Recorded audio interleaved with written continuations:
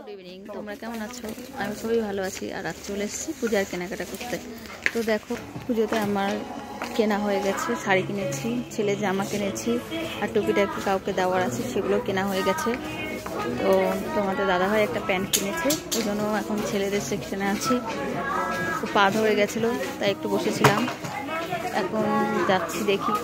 ছেলে এখানে এসে প্রচণ্ড দুষ্টু করছে। ওই ছেলেগুলো যেগুলো থাকে ওদেরকে খুব মানে ওদের সঙ্গে মারামারি সব এরকম খুব বিরক্ত করছে।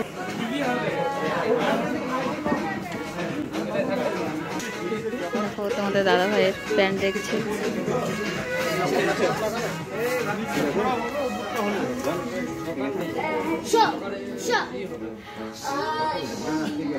আর এর তো দুষ্টুমি শেষ নেই।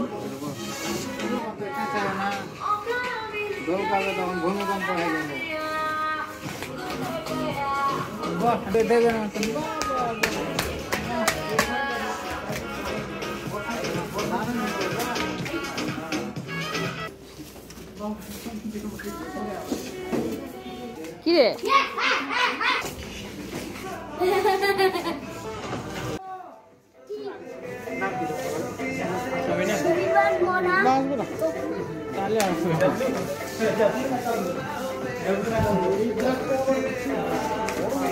দেখো, ওকে ওর পাপা বকেছে খুব দুষ্টুমি করার জন্য, তাই মন খারাপ করে ওখানে দাঁড়িয়ে আছে। এসো পাপা, এসো। আমরা চলে যাবো বাইরে। ছেলের পা ব্যথা হয়ে গেছে দুষ্টুমি করতে করতে, এখন বসে।